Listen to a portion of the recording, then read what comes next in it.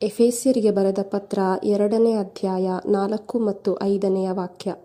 ಆದರೆ ಕರುಣಾಮಯ ದೇವರು ನಮ್ಮನ್ನು ಅಪಾರವಾಗಿ ಪ್ರೀತಿಸಿ ನಮ್ಮ ಅಪರಾಧಗಳ ನಿಮಿತ್ತ ಆಧ್ಯಾತ್ಮಿಕವಾಗಿ ಮೃತರಾಗಿದ್ದ ನಮ್ಮನ್ನು ಕ್ರಿಸ್ತ ಯೇಸುವಿನೊಡನೆ ಜೀವಂತರನ್ನಾಗಿ ಮಾಡಿದರು. ಪ್ರಿಯರೇ, ನಮ್ಮ ಅಪರಾಧಗಳ ನಿಮಿತ್ತವಾಗಿ ನಾವೆಲ್ಲರೂ ಕೂಡ ಆಧ್ಯಾತ್ಮಿಕವಾಗಿ ಮೃತರಾದೆವು. ಈ ಆತ್ಮಿಕವಾದ ಮರಣ ಹೊಂದಿದ ನಾವೆಲ್ಲರೂ ಕೂಡ ದೇವ ಸಂಬಂಧಕ್ಕೆ ಒಳಪಟ್ಟಿರಲಿಲ್ಲ.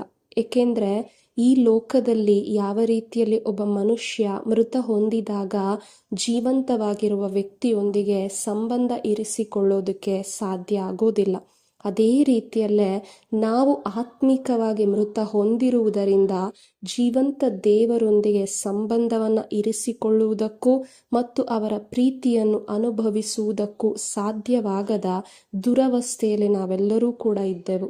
ಆದರೆ ಯೇಸು ಕ್ರಿಸ್ತರು, ನಮ್ಮನ್ನು ಪ್ರೀತಿಸುವ ದೇವರು, ನಮ್ಮ ಪಾಪದ ಹೊರೆಯನ್ನು, ನಮ್ಮ ಅಪರಾಧವನ್ನು ಅವರು ಹೊತ್ತುಕೊಂಡು ಪರಿಹರಿಸಿ ನಮ್ಮ ಆತ್ಮಕ್ಕೆ ಜೀವವನ್ನು ಕೊಟ್ಟಿದ್ದಾರೆ.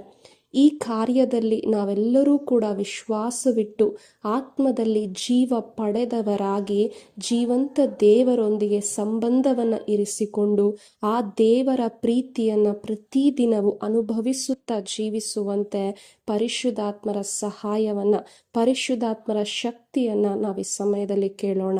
ಅಪ್ಪ ತಂದೆಯಾದ ದೇವರೇ, ನೀವು ನಮ್ಮ ಆತ್ಮಕ್ಕೆ ಜೀವವನ್ನು ಕೊಟ್ಟಿದ್ದೀರಿ.